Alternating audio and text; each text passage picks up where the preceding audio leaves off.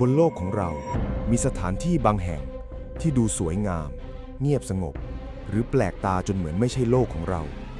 แต่เบื้องหลังความสวยนั้นกลับซ่อนอันตรายเอาไว้แบบที่มนุษย์ไม่ควรมองข้าม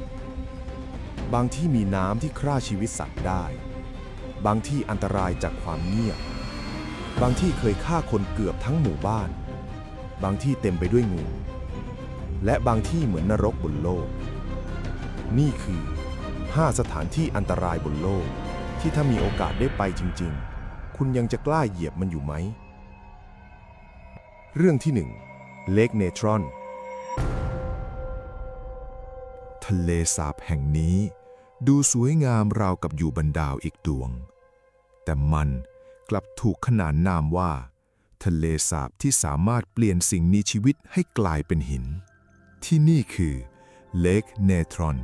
ทะเลสาบสีแดงอมส้มทั้งตอนเหนือของประเทศแทนซาเนียน้ำของที่นี่มีความเป็นด่างสูงมากสูงพอๆกับสารเคมีที่กัดผิวหนังอุณหภูมิน้ำบางช่วงร้อนเกือบ60 องศาเซลเซียสสัตว์หลายชนิดที่ตกลงไปในทะเลสาบแห่งนี้ไม่สามารถเอาชีวิตรอดได้และเมื่อเวลาผ่านไปร่างของพวกมันจะถูกเคลือบด้วยแร่ธาตุจากน้ำจนดูราวกับกลายเป็นหินภาพเหล่านั้นถูกเผยแพร่ไปทั่วโลกทั้งนกค้างคาวและสัตว์ขนาดเล็กที่ดูเหมือนรูปปั้นจากฝันร้ายแต่ความน่ากลัวของมันไม่ได้หมายความว่าไม่มีสิ่งมีชีวิตอาศัยอยู่เลยเพราะทะเลสาบแห่งนี้กลับเป็นแหล่งขยายพันธุ์สำคัญของนกฟลามิงโกนับล้านตัว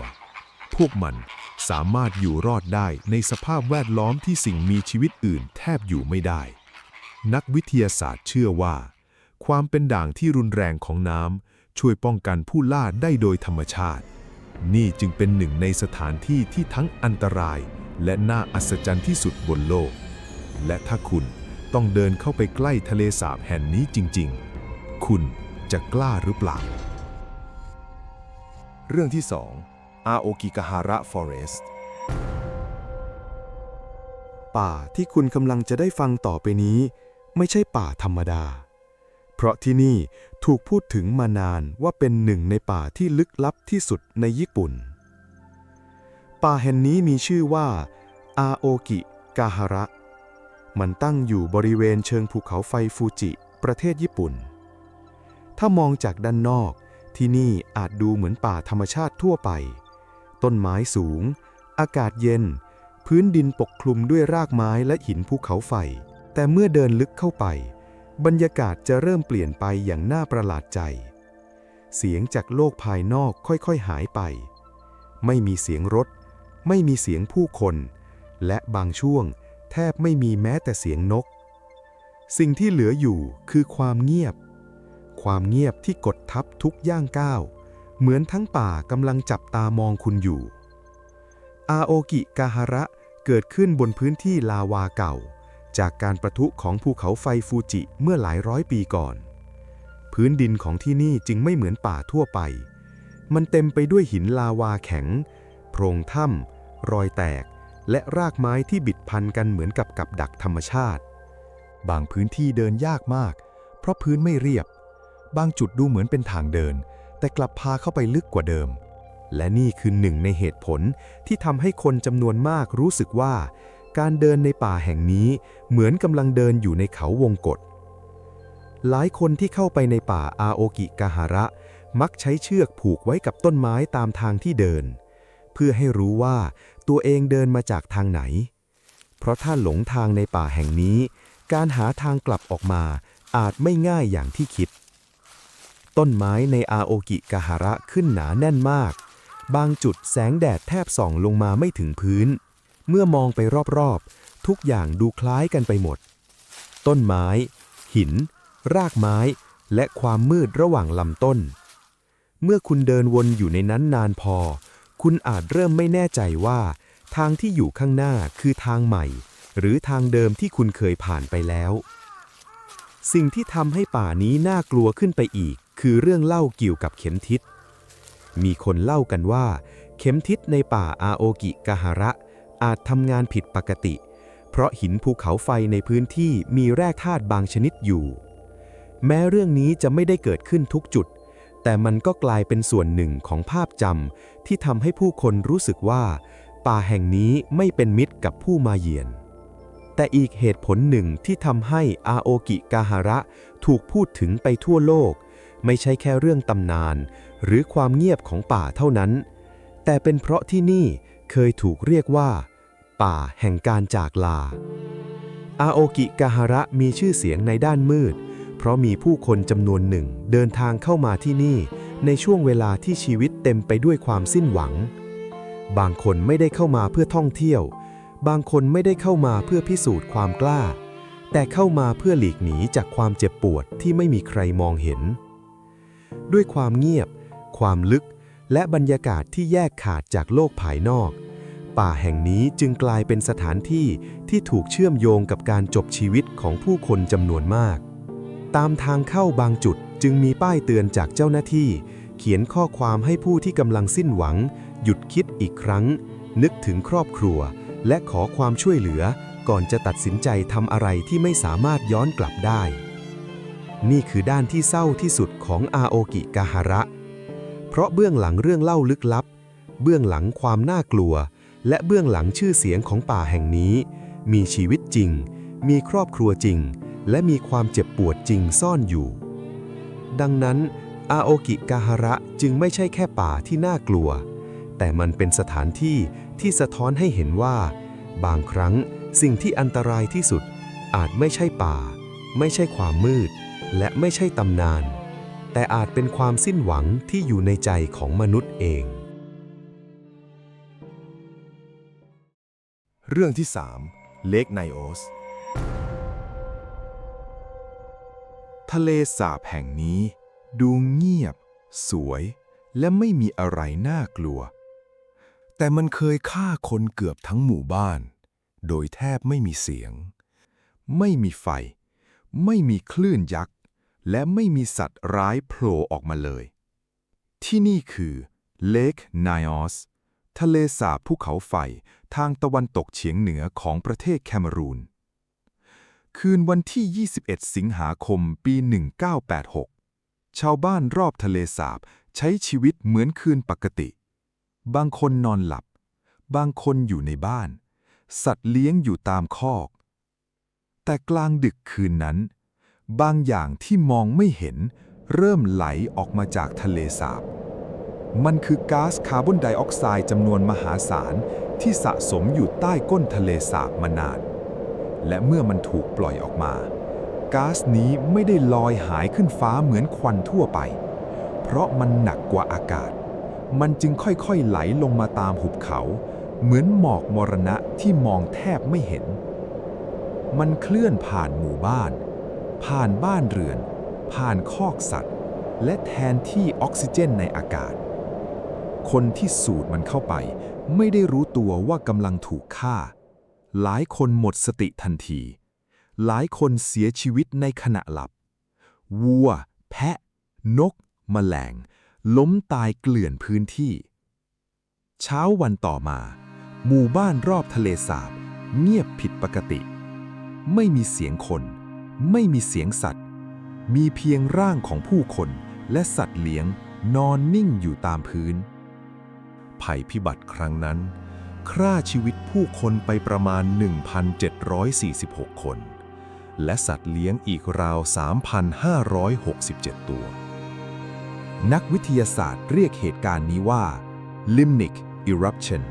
หรือการระเบิดของก๊าซจากทะเลสาบฟังดูเหมือนเรื่องในหนังแต่เลคไนโอสคือหนึ่งในไม่กี่สถานที่บนโลกที่เคยพิสูจน์แล้วว่าบางครั้งสิ่งที่อันตรายที่สุดอาจไม่ใช่สิ่งที่เราเห็นแต่อาจเป็นสิ่งที่เราไม่มีวันมองเห็นเลยเลคไนโอสไม่ได้ฆ่าด้วยคลื่นไม่ได้ฆ่าด้วยไฟแต่มันฆ่าด้วยอากาศที่ไม่มีออกซิเจนเรื่องที่ 4 อิลฮาดาเกวมาดาแกรนเดเกาะต้องห้ามบนโลกนี้มีเกาะแห่งหนึ่งที่คนธรรมดาแทบไม่มีสิทธิ์เหยียบขึ้นไป ไม่ใช่เพราะมันเป็นฐานทัพลับ ไม่ใช่เพราะมีชนเผ่าดุร้าย แต่เพราะเกาะนี้ถูกปกครองโดยสิ่งมีชีวิตที่มีพิษร้ายแรงที่สุดชนิดหนึ่ง ที่นี่คืออิลฮาดาเคมาดากรานเด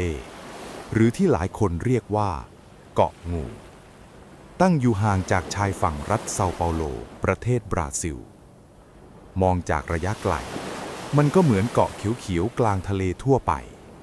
มีต้นไม้หนาแน่น หน้าผาหิน และคลื่นซัดรอบชายฝั่ง แต่เมื่อคุณเข้าใกล้ความจริงที่ซ่อนอยู่บนเกาะนี้อาจทำให้คุณไม่อยากก้าวลงจากเรือเลย เพราะบนเกาะแห่งนี้คือถิ่นอาศัยของงูพิษชนิดหนึ่งที่ชื่อว่า Golden Lancehead Viper งูชนิดนี้ไม่ได้พบได้ทั่วไปบนโลก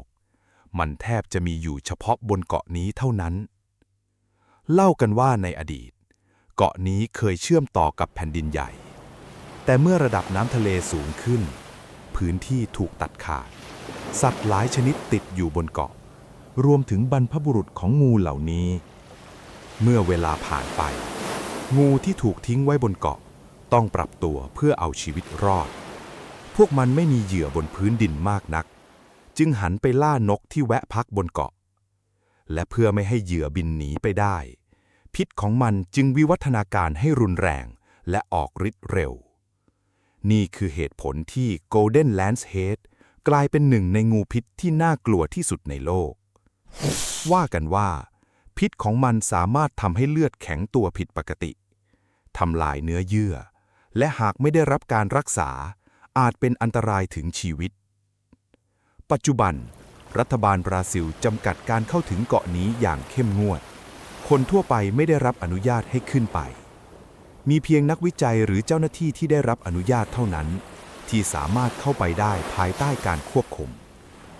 แต่สิ่งที่ทำให้เกาะนี้น่าขนลุกยิ่งกว่าเดิมคือเรื่องเล่าของประภาการเก่าบนเกาะมีตำนานเล่าว่าครั้งหนึ่งเคยมีครอบครัวผู้ดูแลประภาการอาศัยอยู่ที่นี่แต่คืนหนึ่งงูจำนวนมากเลื้อยเข้ามาในบ้านและครอบครัวนั้นก็ไม่รอดชีวิตไม่มีใครยืนยันได้แน่ชัดว่าเรื่องนี้จริงแค่ไหนแต่มันทำให้ภาพของเกาะงูกลายเป็นสถานที่ที่ทั้งน่ากลัวและลึกลับมากขึ้นทุกวันนี้เกาะแห่งนี้ยังคงเงียบสงบไร้ผู้คนไม่มีรีสอร์ทไม่มีนักท่องเที่ยวเดินถ่ายรูปมีเพียงป่าเสียงคลื่นและสิ่งมีชีวิตที่เลื้อยอยู่ใต้ใบไม้อิลฮาดาเคมาดากรานเดจึงไม่ใช่แค่เกาะต้องห้ามแต่มันคือสถานที่ที่เตือนเราว่าบางพื้นที่บนโลกไม่ได้ถูกสร้างมาให้มนุษย์เข้าไปครอบครองและบางครั้งเจ้าของที่แท้จริงของเกาะก็อาจไม่ใช่มนุษย์เลยเกาะนี้ไม่ได้มีป้ายห้ามเข้าเพราะความลับแต่มันห้ามเข้าเพราะทุกก้าวที่คุณเหยียบลงไปอาจมีพิษรออยู่ใต้ใบไม้เรื่องที่ 5 ดานากิล Depression ถ้าคุณคิดว่าสถานที่อันตรายที่สุดบนโลกต้องเป็นป่าลึกทะเลมืดหรือภูเขาหิมะสถานที่แห่งนี้อาจทำให้คุณเปลี่ยนความคิดเพราะที่นี่ไม่มีสัตว์ร้ายรอไล่ล่าไม่มีฆาตกรซ่อนอยู่ในเงามืดและไม่มีคำสาปจากตำนานโบราณแต่สิ่งที่อันตรายที่สุดของมันคือทุกอย่างรอบตัวคุณพื้นดินอากาศความร้อนและแม้แต่น้ำที่คุณเห็นอยู่ตรงหน้านี่คือ Danakil Depression หนึ่งในพื้นที่ที่โหดร้ายที่สุดบนโลกตั้งอยู่ทางตะวันออกเฉียงเหนือของประเทศเอธิโอเปียเมื่อมองจากภาพถ่ายมันดูเหมือนดินแดนจากดาวดวงอื่นพื้นดินแตกระแหงทะเลเกลือสีขาวสุดลูกหูลูกตาบ่อนน้ำสีเขียวเหลืองและส้มสดที่ดูสวยงามราวกับภาพวาดแต่ความสวยของมันซ่อนอันตรายเอาไว้แทบทุกตารางเมตรเพราะบ่อนน้ำสีสดเหล่านั้นไม่ใช่น้ำธรรมดาหลายจุดเป็นบ่อนน้ำกรดเต็มไปด้วยแร่ธาตุความร้อนและก๊าซที่เป็นอันตรายต่อร่างกายบางจุดมีกลิ่นตมถันลอยขึ้นมาบางจุดพื้นดินบางและเปราะเหมือนกำลังเดินอยู่บนเปลือกโลกที่ยังไม่สงบ และถ้าคุณก้าวผิดที่มันอาจไม่ใช่แค่รองเท้าที่เสียหาย